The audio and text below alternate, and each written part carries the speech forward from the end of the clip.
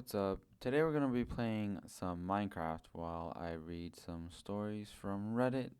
There's an invisible line in my town that no animal will cross. A few months ago, I moved to a small town in Nebraska.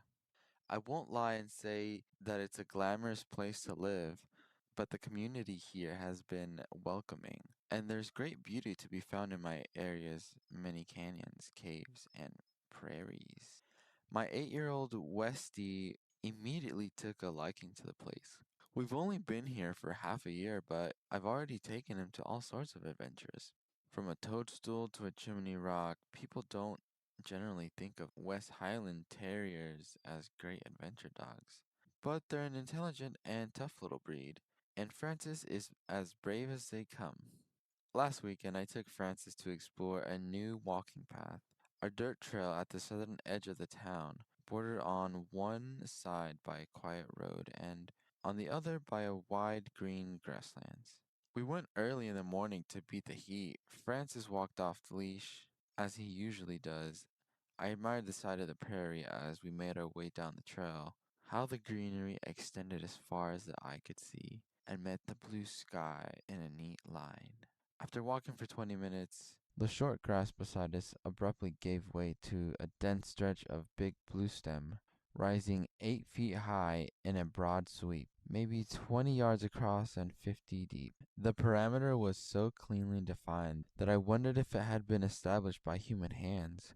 Francis and I walked beside the tall grass for a few steps, and then my companion abruptly stopped. I paused, waiting for him to either do his business or investigate whatever had caught his eye. But Francis remained stock still. He had his hackles raised and his tail held parallel to the ground. He wasn't growling nor whimpering, but there was a tension in his posture that made me nervous. Quickly, I reached down to attach his leash on the off chance that he was about to bolt, then tried to follow the line of his gaze into the field beside us. The grass was tall enough to obscure most animals smaller than a bison. Francis could have smelled either a critter like a meerkat or a predator like a fox. Deciding not to take my chances with the latter, I bent down to scoop Francis into my arms. Sorry, Captain, I told him. I hate carrying him. It's like an undignified experience for the both of us, but getting eaten is arguably much more embarrassing.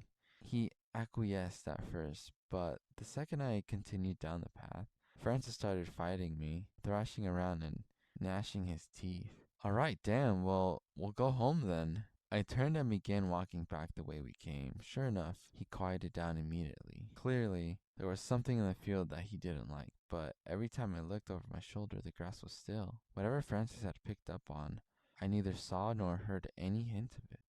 Days later, I had my neighbor Connor over. He and his deaf golden retriever Beethoven are two of the best friends I've made since moving here. After dinner, Connor often walks over to drink beer on my porch and watch the sunset while our dogs race each other around my front yard. It's become a ritual I look forward to daily, especially now in the easy warmth of early summer. Connor adopted Beethoven from a shelter not long after I met him. Yes, he named his deaf female dog Beethoven. She's a sweet tempered dog, but she's skittish as hell, probably as a result of poor treatment by her former owners. Living with Connor seems to have helped, but she still has her occasional bouts of panic. That evening, a gentle gust of wind blew a twig into her leg. I watched from the porch as she tugged her tail, whipped around, and barked fearfully at nothing until Connor beckoned her. And as she calmed down in her owner's lap, like a dog 1/4 of her size, I was reminded of Francis's uncharacteristic terror during our walk. I told Connor about it, thinking that he, as a local between us, might have some insight. I now know the exact field you're talking about. He told me once I'd finished. It's been a local mystery for a few months now. A bunch of people say they tried walking their dogs past the field, but something in the grass freaks them out. Do you think there's an animal living in there? That grass is definitely tall enough to hide a coyote or something. I used to think so, but a few weeks ago I took my 1-year-old niece on that trail, and once we got to the crop of bluestem, she started screaming her head off. completely unprompted. I can understand a dog sensing a predator nearby, but a baby? I don't know, that's weird. He went silent for a minute, petting Beethoven completely before an idea seemed to strike him. Hey, you walked up on it from the east, right?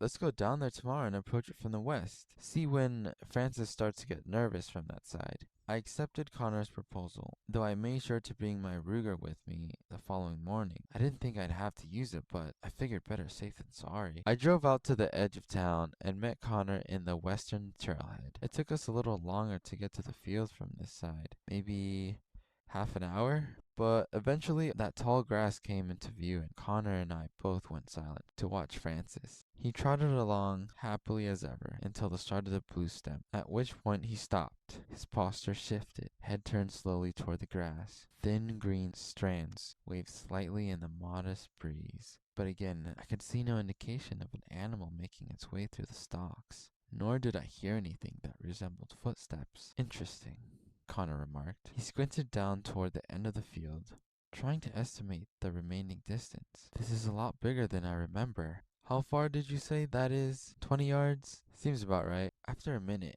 Connor gave me a conspiratorial glance. His mouth widened into a grin. Suddenly he leapt off the path, the thick grass swallowing him up instantly, leaving only slivers of his red shirt and his red hair visible through all those strands of green and brown grass. Francis began to growl as I started, despite myself. You good? Connor extended his arms and parted the grass, forming a little window through which I could see his unimpressed expression. It's a field, man, not the needle pit from Saw. I felt my shoulders relax, but I'm not sure what I expected. Maybe for Connor to spontaneously combust the second he stepped over the threshold. The fact that he had voyeured into this strange field without consequence thrust the situation back into mundanity, at least for a moment, just as I was about to reassert a wild animal. As the cause of Francis's distress, expression changed into one of surprise. Holy shit, he said, staring at the blue steam bunched in his fist. This is fake. What? I reached forward to grab the nearest stem and found a strange, rubbery texture between my fingers. I pinched the stalk between the nails of my thumb and forefinger, but it didn't split open. Then I tried to bend the stalk at a sharp 90-degree angle, but instead of snapping, it bowed into a smooth curve. Lastly, I dug my boots into the soil and grabbed the base of the cluster, and I yanked upward. The ground let go with a dry, hollow pop. Visually, the root ball was flawless, a tangled nest of fine, dirt-caked tendrils, and looked exactly like the subterranean heart of a prairie weed. But then I rubbed the soil away and the roots didn't fray out or break. They smelled faintly of a brand new car interior.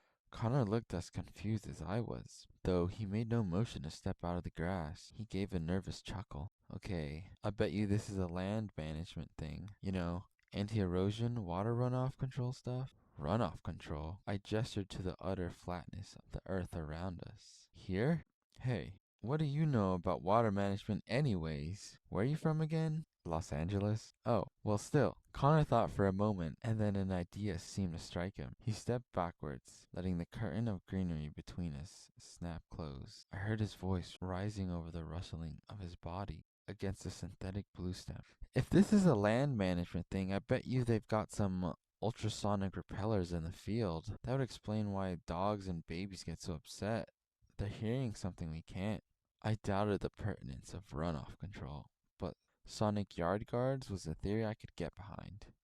I called out, suggesting we bring Connor's deaf dog by the field and see how she reacts. My friend didn't respond. The field wasn't so large that he could have got lost in it already, but I figured my voice might have been drowned out by the wind stirring the blue stem. I looked down at the bunch in my hand, specifically at the intricate roots of a fake plant. There was no chance these things were being used for water management. I grew up in dry desert hills, where synthetic turf mats were sometimes used to reinforce the integrity of steep slopes. On flat land, gravity isn't pulling the mud anywhere after heavy rainfall. Making a deep anchor system of synthetic roots is completely useless. Planting native seed would manage floodwater infinitely better and would likely come at a fraction of the cost. I spent a while pondering different explanations before a passing car, the only car I'd seen on the road behind us all day. jolted me back into awareness.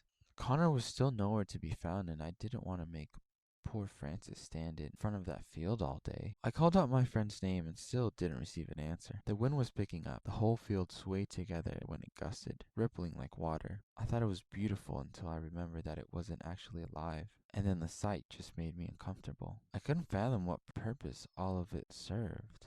I planted one foot on the edge of the field, half expecting the ground to give way or some alarm to start shrieking, and when nothing happened at all, I almost felt disappointed. Con! I didn't get the rest of his name out before something sharp clammed down my calf. I staggered backwards with a yell, certain that some horrible creature from the field had just emerged to attack me. It took a few seconds to process that the thing biting my leg was not the animal that had so upset my dog, but instead it was Francis himself. He let go almost as suddenly as he lunged, retreating a few yards down the path. When he turned to look at me, there was something apologetic in his face, like he hadn't really wanted to bite me. I crouched down and pulled up my pant leg and grimaced at the broken skin and thin trickle of blood. He got me good. Just then, Connor re-emerged from the field, expression somewhat bewildered. He looked between me and Francis. What the hell happened? Nothing. It was my own fault for making him stand there for so long, especially if there's something hurting his ears. I turned and started walking back to my car, feeling oddly defeated. My leg hurt like hell, but I couldn't bring myself to be angry with Francis, who maintained his nervous, guilty energy all the way back home. As I walked, I asked Connor what, if anything, he had found while looking for ultrasonic repellers. At first, he brushed off the question, saying that he had found nothing at all. But then as we neared the parking lot, he said, I think I might have been imagining things, but for a minute there, I could have sworn I heard people talking. I think maybe it was a recording because I kept hearing the same word over and over again. Don't. That was all I heard. Don't. Don't. Don't. We parted ways with no concrete plans. We were both a little unsettled, I think. But so too were we, overwhelmed with curiosity. My theory at that point was that the city was testing out a new kind of sonic pest repeller. That would explain the animal's aversion to the field. It could also explain the so-called voices that Connor heard, as prolonged exposure to strong high-frequency pitches can sometimes induce auditory pareidolia. However, I still don't have a good explanation for the synthetic grass. That evening, I dressed a puncture wound in my calf. Francis had mostly returned back to normal, though he still seemed more skittish than usual, and I considered taking him to the vet if this change in his personality persisted. Before bed, I emailed our local representative to ask about the field, sending her a picture and coordinates. In the reply that I received a few days later, she had said that the city did not have any agricultural projects in the area, and that it was likely some kind of prank. She made a vague promise to have someone check out the field for me, but she probably thought I was losing it. All throughout that night, and for every night afterward, I dreamed of walking through the field. The blue stem was twice the height in my dream. As I pricked my way through the dense cluster of plastic stems, I heard dozens of overlapping voices.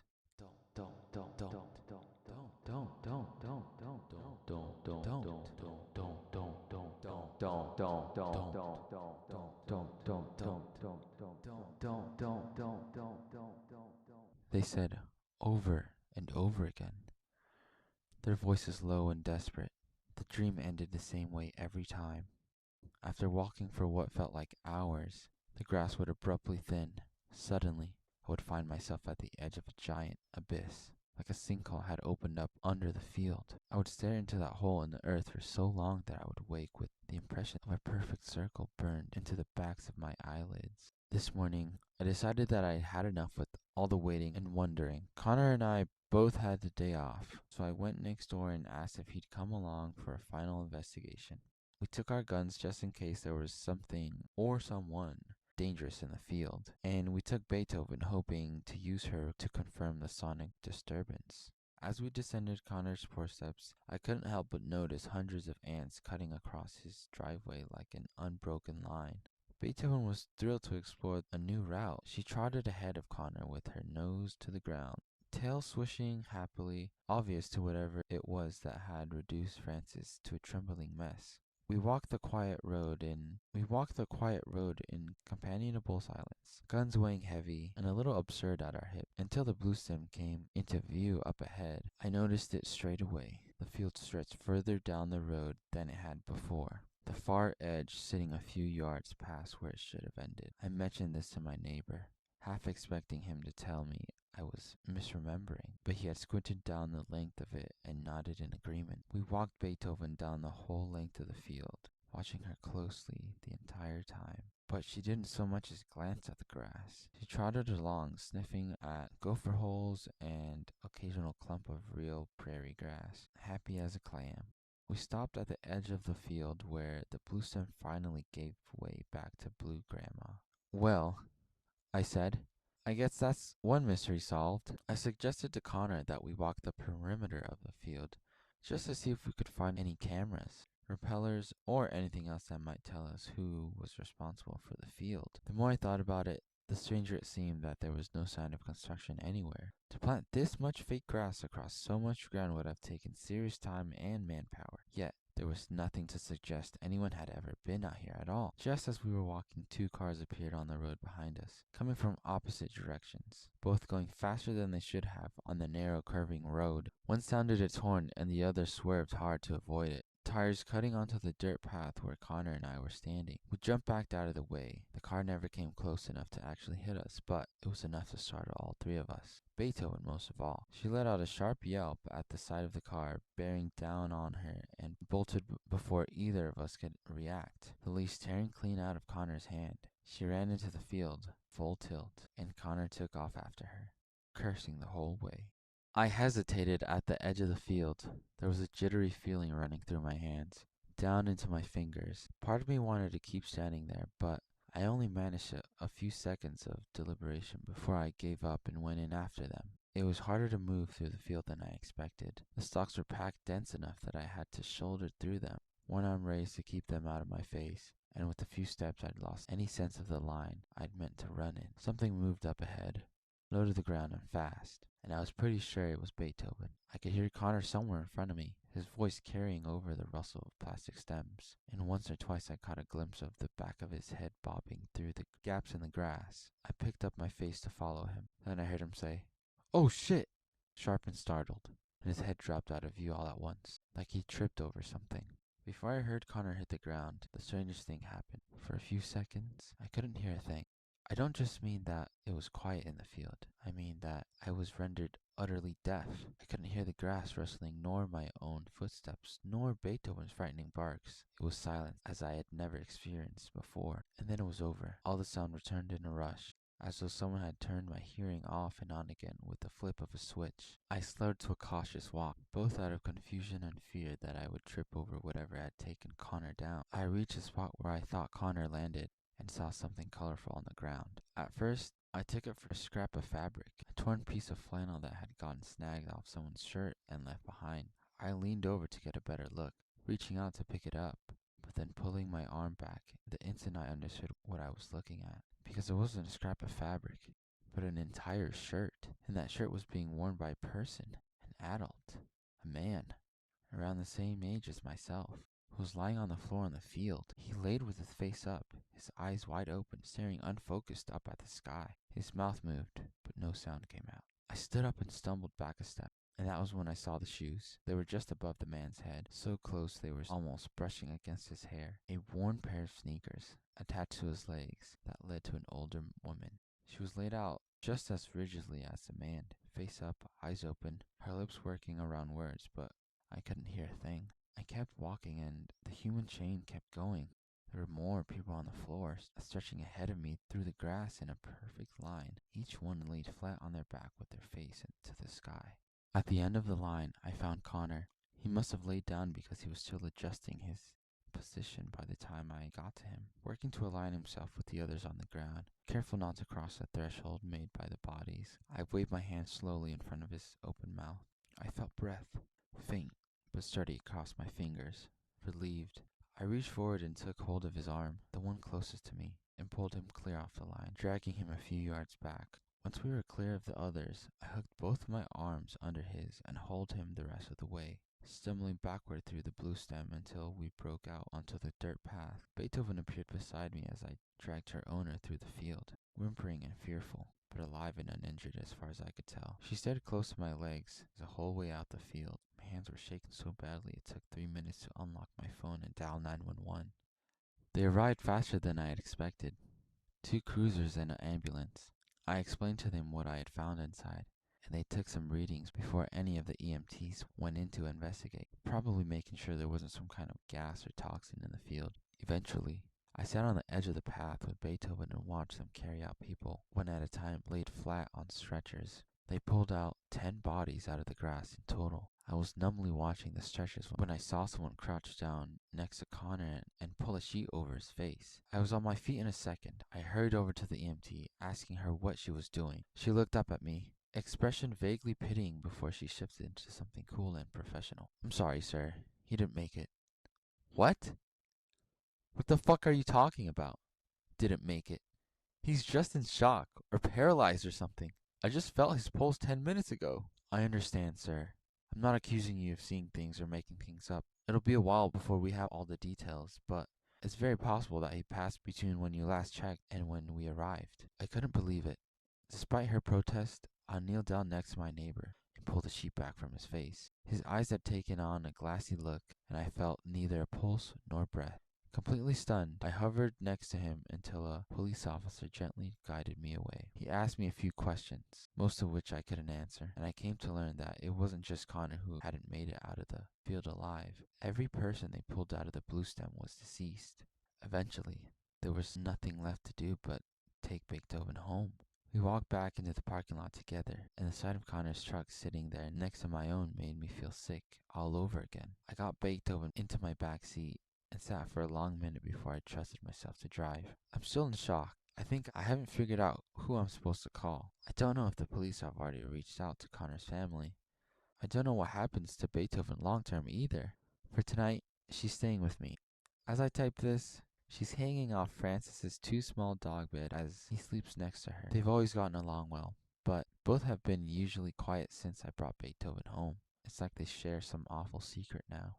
I spent most of the night online instead of sleeping, scrolling through old posts from people across the Great Plains, describing encounters with the same phenomena. Strange patches of fake grass turning up in isolated areas. Nobody able to say who put them there or why. One girl in Iowa posted a TikTok months ago about her brother wandering into one and having a so-called heart attack inside, despite finding similar incidents. I haven't found anything at such a large scale, nor any record of another synthetic field claiming so many victims at once. An hour ago, I drove back to the trail one last time, just to look at the field from a distance. There's caution tape strung up around the whole area now, but the field itself is gone. No grass, fake or otherwise, just bare dirt, rife with shallow depressions where the plastic root balls must have been torn out of the earth. I guess it's possible that the city cleared it right after the last ambulances left, but I'm skeptical that they could remove a swath that large in a matter of hours. I can't help but wonder if whatever put the grass there in the first place is the same thing that took it away. I keep thinking about that word, the one Connor heard in the field, the one I've been hearing in my dreams every night since. Don't. I remember grabbing Connor's arm and pulling him out of the field. How I broke the human chain without thinking. In the moment, I thought that was the right thing to do, but now I'm not so certain. Now I think that don't was the message for me all along. A threat not to meddle in matters beyond my own comprehension, but a warning as to what would happen to that long thread of life when I decided to sever the line. This one is titled The Doll in the Garden. This is Detective Inspector John Mitch of the SYPS, badge number 25250, taking the statement report of case X-74-9832-Alpha. Please state your name for the record. My name is Amelia Martinez. Now, Mrs. Martinez, why don't you tell us what happened in your own words from the beginning? There was a doll in the garden. I mean, It looked like a doll, but it wasn't a doll. It it's like someone tried to make a doll out of wood chips, but the chips were bigger than your normal chips. Thinner, flatter, and his face was drawn in with red marker. It looked plain, like a child trying to make a toy out of what she could. And could you tell us what the doll has to do with the incident? Well, that's the thing. We didn't see the doll at first. We saw the wood chips first. We who? Nathan and I, my husband. He always found the wood chips and I always saw the doll. Can you clarify this statement? Alright, I was doing some chores about a month ago when Nathan came to me saying, "Why did you leave me such a passive aggressive note? Learn to wash the dishes, you idiot." He thought I left it for him. And did you not write this note? No, I didn't. That was the first day I saw the doll, except I didn't know it was a doll. It was at the other end of the garden. It looked like a pile of wood chips. Then what happened? Then it kept happening.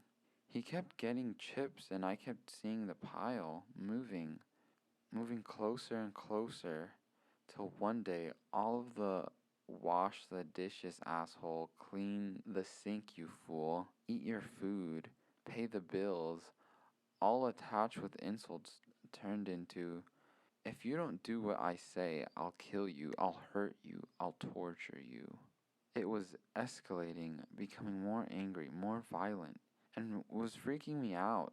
And Nathan was just getting angrier, borderline violent. Did you ever check the garden to find the wood chips? Well, I couldn't.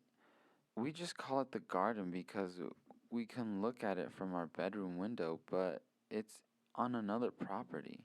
I couldn't actually check to see the thing was coming closer. I just kept seeing the pile closer. It always looked like a pile. Continue, please. Well, it caused Nathan and I to fight, argue, screaming matches basically because the fights escalated too. Every day was an insulting note left on a wood chip that he believed I wrote. That's what we fought about. He believed I wrote them, and I was saying I didn't. It wasn't even my handwriting. He thought it was a prank. What kind of prank would that be, anyways? And what happened after that? Then I had a dream. What was the dream about? The dream about the doll. It was sitting outside the bedroom window. It sat near the sill. Its face was somehow grotesque and sinister. I mean, even though it was only red marker, I asked what it wanted, why it was doing this, because this creature was the cause. I just knew it. It said, into my mind, really, not with words, "I need to make you behave. Both of you. Him more so." I woke up from that. I told Nathan, which caused the biggest argument. He said I was trying to lie my way out of doing things. I'm pretty sure I saw it outside the window that same morning, just out the corner of my eye.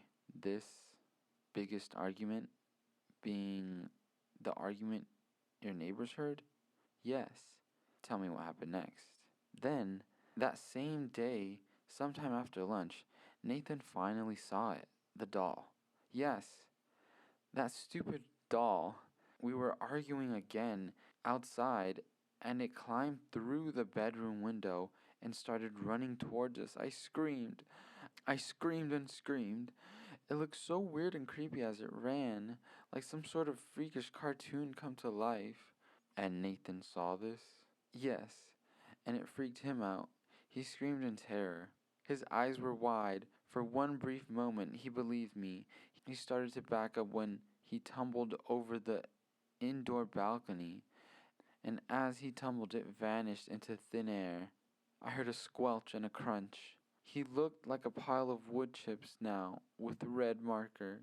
And what you're saying here is that your husband and you were fighting for weeks, with him becoming angrier when he accidentally fell over the indoor balcony? Yes, because of a doll. Yes. I'm sorry, Mrs. Martinez, but we are inclined to agree with your deceased husband, and you are now under arrest for the murder of Nathan Martinez. Yeah, I wouldn't believe that either. On to the next story, though. The door in the desert. Sally never thought much about the trunk she found in her attic. She just thought it was some forgotten relic from the previous owner. But that one fateful spring day during her seasonal cleaning, curiosity got the best of her. Well, you know what they say about curiosity.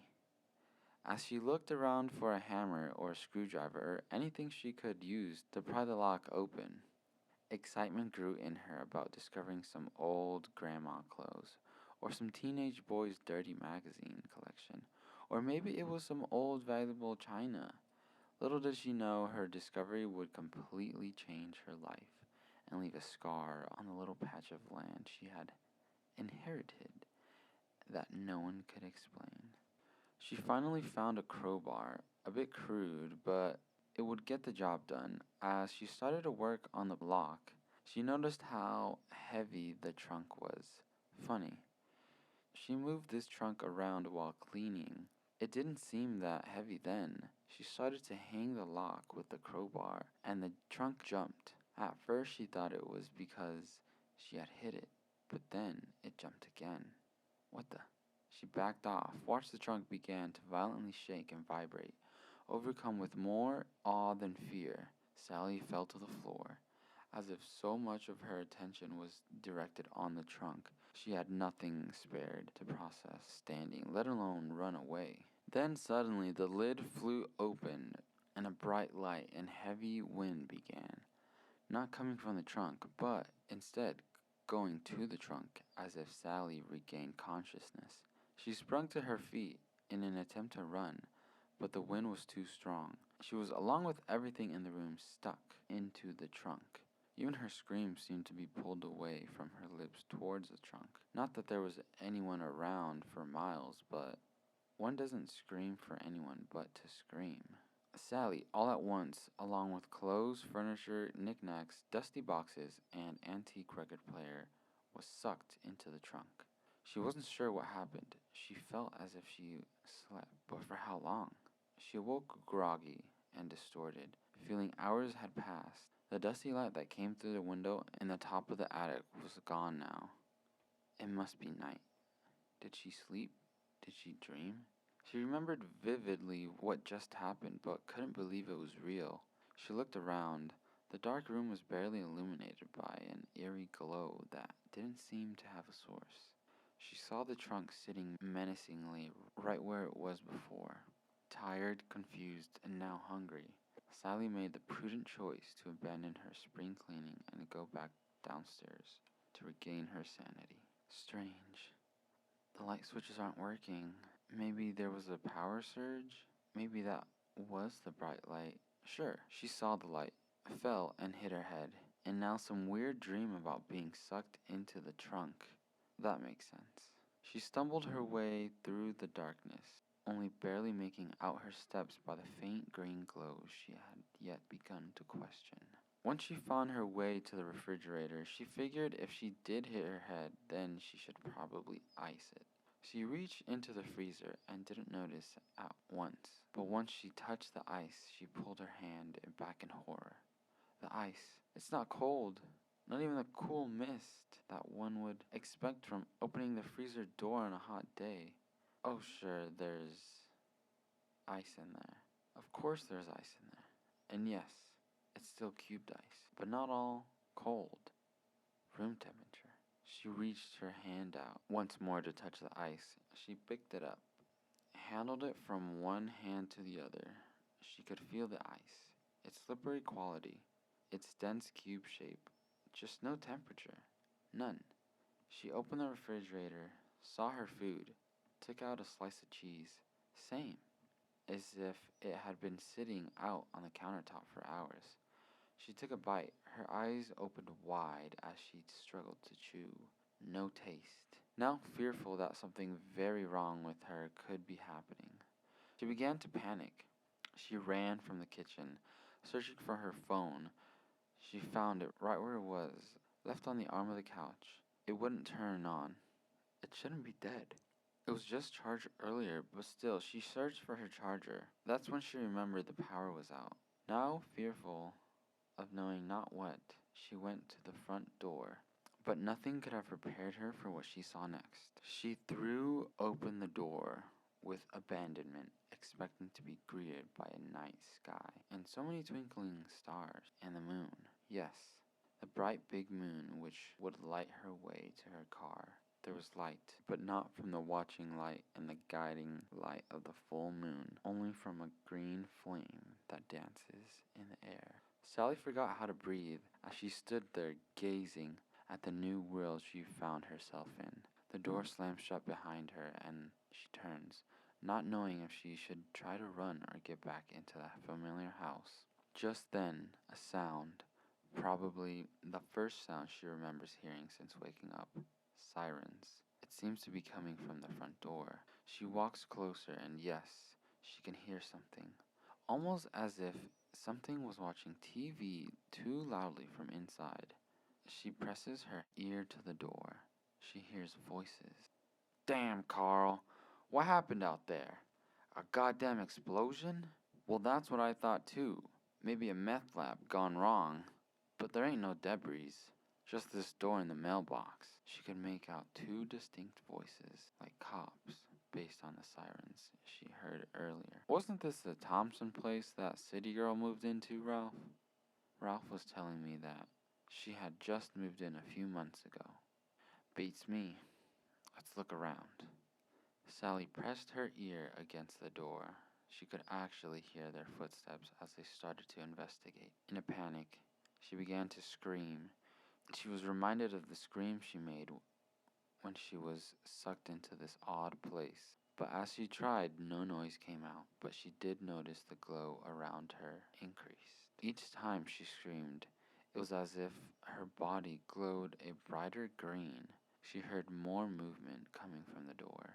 She began to pound on the door. One of the cops jokingly said to the other, I wonder if anyone is home. She knocked on the door. Sally desperately tried to tell them she was there.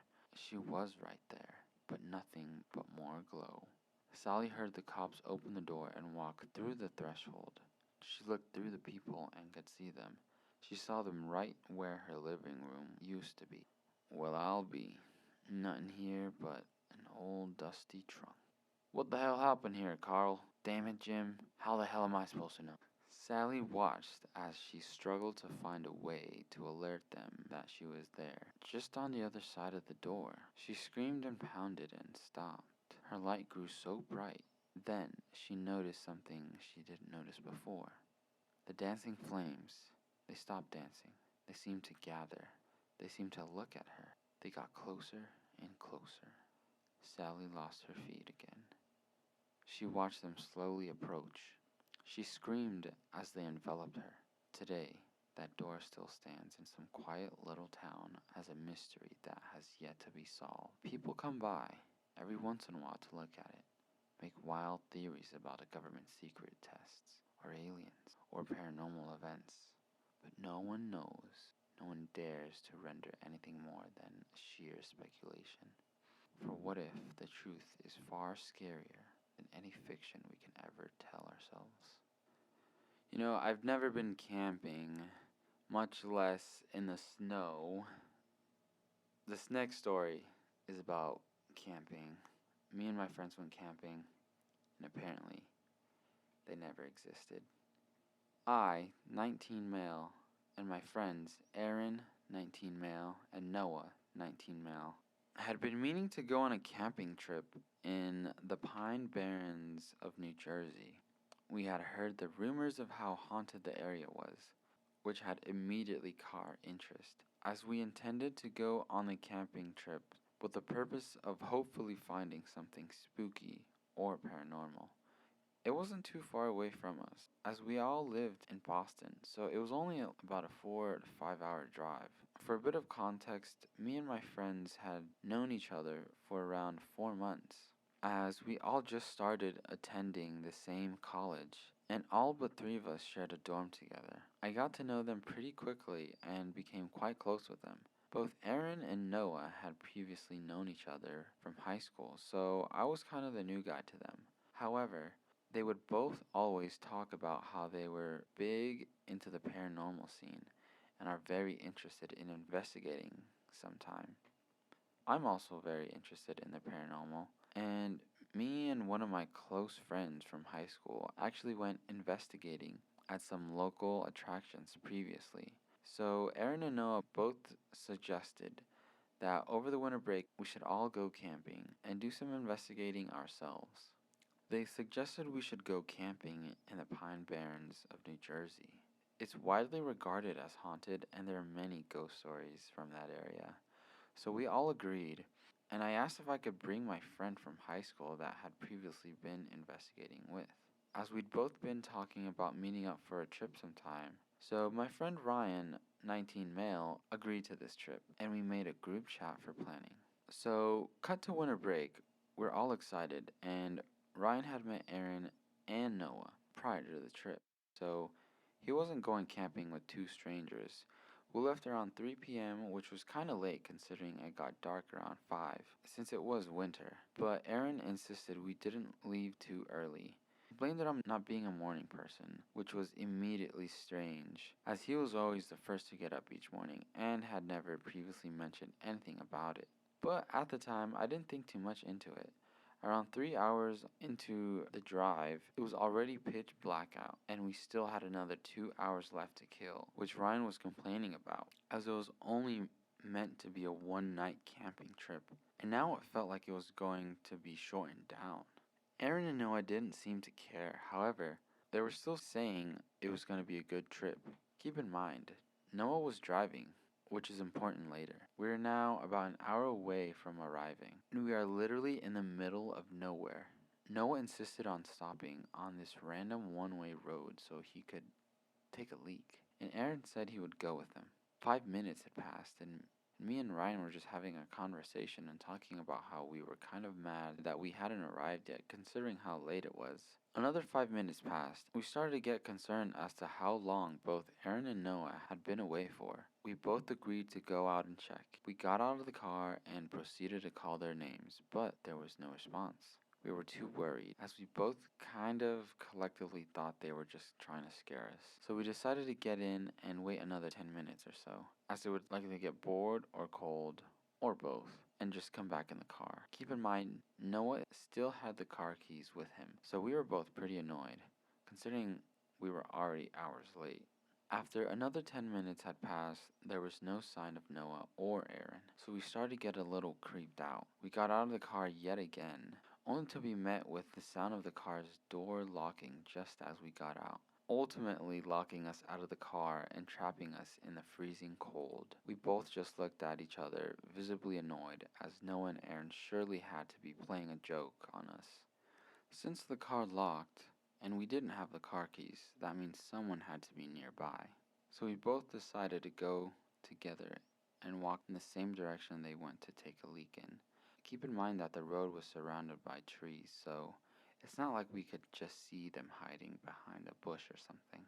We both walked out into the woods quite far, to the point where the car wasn't visible anymore, and all of a sudden we heard the chainsaw start up on our left. It was a guy in a black hoodie running towards us with the chainsaw. We both sprinted back towards the direction of the car, and once we got to the road, the car had disappeared. It was the exact same piece of road in which we were parked, as there was a very distinguishable shaped boulder not too far from the road that we remembered, so we knew we were in the right spot. Both me and Ryan agreed to run along the road, hoping to run into a car or maybe a house, but we could still hear the chainsaw in the distance. Thankfully, we ran for about a mile and ran into someone driving along the road. We stopped him and explained our situation. He had agreed to give us a ride to a more populated area, as there was apparently a small town not too far away. We arrived at the town and called the police and told them everything that happened. They put out a search for both Aaron and Noah, as they were assumed to be either in danger or missing. as if the car was gone. Then someone would have had to take the keys off them. We gave the police their information, but they were confused as nothing came up for either of them. Then I explained how they also attended the same college as me and were my roommates, but that was all I really knew. The officer said that was enough for the night, and they were able to transport us back home to Boston, and we would be questioned tomorrow. However, by the time we got back to the dorm room, all of Noah and Aaron's belongings were gone. There was not a trace of them in the dorm room. It was as if they never lived here, or they had moved out. When the police officer arrived for further questioning, he discovered that there was no record of Aaron and Noah ever attending the college and became suspicious of us. A sick feeling filled my stomach as I realized what was going on. Aaron and Noah must have lured me and Ryan to try and murder us, using fake names and pretending to attend the college for months to gain my trust. I don't know if there will be any updates, as I don't know if they will ever even find those people who pretended to be our friends. If the police do come to any conclusions, I will post an update.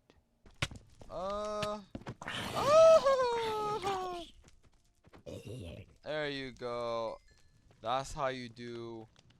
That's how you slay a zombie in the third person front POV. We got a lot done today. I died. I lost a bunch of stuff. Dom's gonna keep building stuff. What are you gonna keep building? Mob spawner. Mob spawner for XP. I want to do an iron farm, to be honest. I feel like that'd be really good. You get a beacon going and stuff.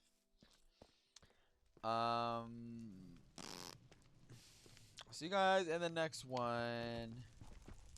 More stories to come.